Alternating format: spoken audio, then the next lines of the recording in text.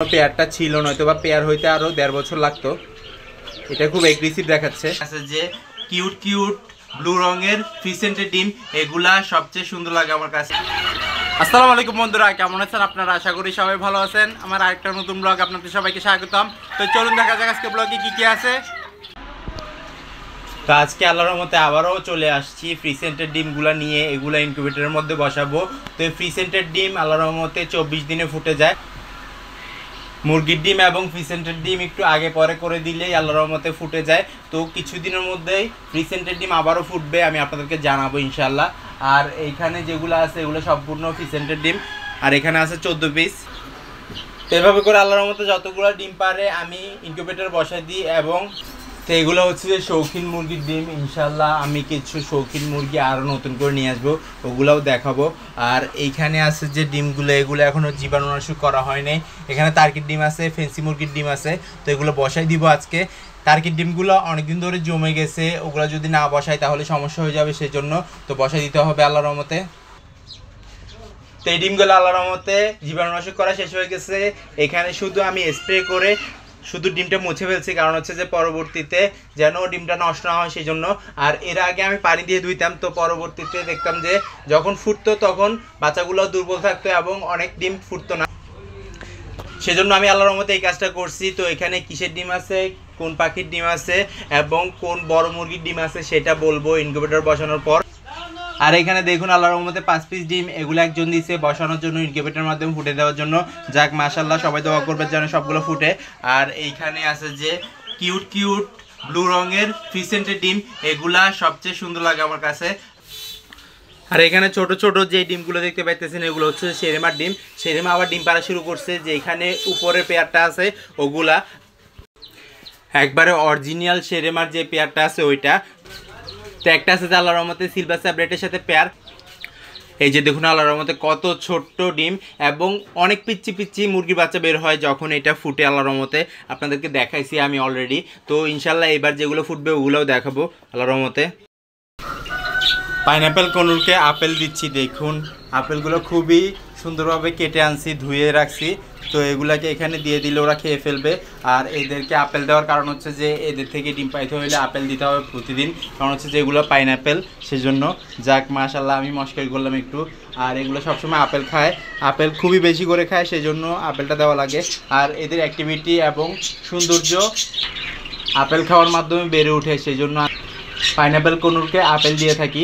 তো এদের ঘটনা কি বলবো, এরা এখনও ডিম বাচ্চা করে নাই। বক্সের মধ্যে যায়, বক্সের মধ্যে থেকে বের হয়, পরবর্তীতে লুকোচুরি খেলে। আর আমি যখন ভিডিও করতে আসি তখন একটু ভিডিও করতে সময় দেয়, হয়তো বা বক্সের মধ্যে চলে যায়। এই যে দেখুন বক্সের মধ্যে চলে গেছে মাশাআল্লাহ। তো বক্সের মধ্যে দেখায় আপনাদেরকে, দেখুন কতটা সুন্দরভাবে আছে। ওইদিকে যে ছিদ্রটা আছে, ছিদ্রটা দিয়ে ওরা কামড়াইতে কামড়াইতে ওই অংশটা ভেঙে ফেলছে। আর ট্রেটা আল্লাহর রহমতে অনেক শক্ত, সেজন্য ভাঙতে পারে নাই। আর মেলটা এখানে, ফিমেলটা এখানে। এটা হচ্ছে যে পাইনাপেল কনুর। এগুলো আনার পরে 2বার বাচ্চা করাইছিলাম আল্লাহর রহমতে। তো এখান থেকে বাচ্চাগুলো মেরে ফেলছে ওরা, হয়তো বা লাগাতার বিট করার কারণে, নয়তো বা অন্য কোনো সমস্যার কারণে। তো খুবই কিউটভাবে এগুলো থাকে। আরেকটা প্রজাতির টিয়া পাখি আছে, সেটা হচ্ছে যে সানকনুর। সানকনুর এত সুন্দর, এত সুন্দর, দেখলে আপনারা অবাক হয়ে যাবেন। তো ইনশাল্লাহ আমার এখানে আনবো হয়তো ভবিষ্যতে। আর এগুলো আনছি খুবই কষ্ট করে। যাক মাশাল্লাহ, এগুলো খাবার দাবার খায় এবং অ্যাক্টিভ আছে, কিন্তু ডিম বাচ্চা করতেছে না। কোকাটেল পাখিটা ডিম দিবে ইনশাল্লাহ। এই যে দেখুন ডিমের বক্স খালি, সম্পূর্ণ খালি আল্লাহর রহমতে। তো পাইনাপেল কনুর যদি লালন পালন করে থাকেন তাহলে আমাকে একটু সাজেস্ট করবেন, এগুলো কোন সিজনে ডিম দেয় সেটা আমাকে একটু জানাবেন। আর আমি এগুলো নতুন পালতেছি, সেজন্য। এই যে দেখুন মেলটা এখন নিচে নেমে যাবে আপেল খাইতে। তো এদেরকে মাঝখানে 2টা কেজির মধ্যে রাখছিলাম, এখন আবার 1টা কেজির মধ্যে দিয়েছি, পাশাপাশি করে রাখছিলাম, সেজন্য পেয়ারটা ছিল, নয়তো বা পেয়ার হইতে আরও 1.5 বছর লাগতো। এটা খুব এগ্রেসিভ দেখাচ্ছে। কোয়েল পাখির কেজের উপরে সবগুলো জাওয়া পাখি বসে আছে। দেখুন কারেন্ট নাই, সেই জন্য সবগুলো বসে আছে। এখন কোকাটেল পাখি এবং কনুর পাখি দোনোটাই বের হয়ে আছে। তো কনুর পাখিগুলো দেখাচ্ছি এবং ডিমগুলো বসাই দিছি। আল্লাহর রহমতে দোয়া করবেন সবাই যেন সবগুলো সুস্থ থাকে এবং ডিমগুলো যেন ফুটে। এই যে দেখুন কতটা সুন্দরভাবে বসে আছে। যাক মাশাআল্লাহ। তালার মতো সাইন করে ডিমগুলো বসাই দিয়েছি। সাইন বলতে এখানে চিহ্ন দিয়ে বসাই দিছি কোনটা কিসের ডিম এবং কতদিন পর্যন্ত লাড়াচাড়া করা লাগবে, এবং এখানে কি টার্কির ডিম আছে নাকি সেটাও দেখাবো আজকে আপনাদেরকে। তো এখানে আল্লাহর মতো টার্কির ডিমগুলো দেখাই ফেলি কয়টা আছে টার্কির ডিম। এই যে দেখুন, এটা আছে যে একটা টার্কির ডিম, এটা আছে একটা টার্কির ডিম, এইখানে একটা আছে টার্কির ডিম। তো কিছু টার্কির ডিম হয় যে বড় টাইপের, আর কিছু টার্কির ডিম হয় যে একটু ছোট টাইপের। ছোট টাইপের বলতে যেগুলার সাইজ ছোট ফিমেলের, ওগুলার ডিমগুলো হচ্ছে ছোট টাইপের হয়ে থাকে। আর এই যে দেখুন কর্নারে দুইটা ডিম আছে, এটা হচ্ছে ব্রাহ্মার ডিম। আর এখানে কর্নারে দুইটা ডিম আছে, এগুলো ব্রাহ্মার ডিম। ব্রাহ্মার ডিমগুলো কর্নারে কর্নারে বসাইছি কারণ হচ্ছে যে এগুলো বড় ডিম সেজন্য, আর ছোট ডিমগুলো কাছাকাছি বসাইছি। আর ফ্রিসেন্টের ডিমগুলো তো আপনারা দেখতেই পারছেন, এই যে দেখুন। তো এখানে আল্লাহর মধ্যে তারিখ দিয়ে বসাই দিচ্ছি 9/7, আজকে 9 তারিখ। যাক মাশাআল্লাহ, আলহামদুলিল্লাহ। তো এগুলা 24 থেকে 25 দিনের মধ্যে ফুটে যাবে। মুরগির ডিম এবং ফিসেন্টের ডিম দোনোটা ফুটার ডেট হচ্ছে কাছাকাছি। টার্কির ডিম ফুটতে একটু লেট হবে, তারপরেও আমি অন্য একটা ইনকিউবেটরের মধ্যে দিয়ে দিতে পারবো, কারণ হচ্ছে যে আল্লাহর রহমতে ইনকিউবেটর আছে 3টা অলরেডি। আর 200 ইনকিউবেটর যেটা আছে ওইটাও খালি, ইনশাল্লাহ যদি কোনো সমস্যা হয় ওইটার মধ্যে ট্রান্সফার করতে পারবো।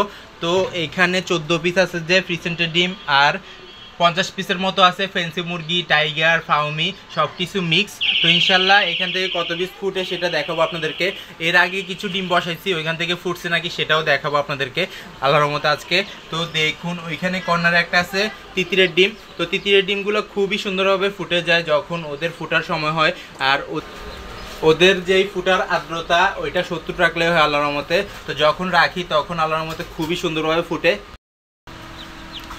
এইটা হচ্ছে আরেকটা ইনকিউবেটর। এই ইনকিউবেটরের মধ্যে ফিসেন্টের ডিম এবং তিতিরের ডিম আর শৌখিন মুরগির ডিমগুলা আগে বসাইছি, কারণ হচ্ছে যে এগুলা যখনই আল্লাহর মধ্যে আলাদা একটা ইনকিউবেটর তৈরি করি ওইটার মধ্যে পরিষ্কার করে জীবাণুনাশক দিয়ে তারপর ক্লিয়ার করে তৈরি করি। আলাদা আলাদা যখন বসাই তখন কিন্তু লাড়াচাড়া একসাথেই দিয়ে থাকি, পরবর্তীতে যখন ফুটবে তখন আলাদা করে ফেলি। তো এখানে কিছু নাম লেখা ডিম আছে, এগুলো হচ্ছে যে আরেকজনের ডিম। তো উনি নাম লিখে দিছে, যাক মাশাল্লাহ এখান থেকে ফুটে যাবে। আর 19 তারিখের কিছু ডিম আছে। তো ফ্রিসেন্টের ডিম অ্যাভেলেবেল আছে আল্লাহর রহমতে, ওগুলা ডিম পারতেছে প্রতিদিন সেই জন্য। আর ফ্রিসেন্ট আল্লাহর রহমতে আমার এখানে লালন পালন করা সবচেয়ে ভালো এবং ইনশাল্লাহ সবচেয়ে সুন্দর হচ্ছে যে ফ্রিসেন্টগুলা ইনশাল্লাহ খুব শীঘ্রই ওদের জন্য আলাদা একটা সেট আপ করবো এবং ওইখানে খুব স্বচ্ছন্দভাবে থাকতে পারবে। যাক মাশাল্লাহ, আমার খামারের মধ্যে আছে এমন পাখি কিন্তু এগুলার ডিম এখনও বসানো হচ্ছে না, সেটা হচ্ছে যে কোয়েল পাখির ডিমগুলা। তো আমি চাচ্ছি যে আগামী মাসে কোয়েল পাখির ডিম বসানোর জন্য এখন থেকে কোয়েল পাখির ডিমগুলো সংগ্রহ করার চেষ্টা করব এবং রেখে দিব। আল্লাহর রহমতে ডিমগুলো বসাই দিয়েছি, সবাই দোয়া করবেন ইনশাল্লাহ। তো আমার ভিডিও যদি ভালো লেগে থাকে লাইক কমেন্ট শেয়ার করবেন, যারা সাবস্ক্রাইব করেনি সাবস্ক্রাইব করে দিবেন, আর যারা সাবস্ক্রাইব করছেন তাদেরকে অসংখ্য ধন্যবাদ। ইনশাল্লাহ আবার দেখা যাবে নতুন কিছু নিয়ে। আল্লাহ যেন সবাইকে সুস্থ রাখে, সবাইকে বিপদ থেকে রক্ষা করে। এই আজকে বিদায় নিচ্ছি, আল্লাহ হাফেজ।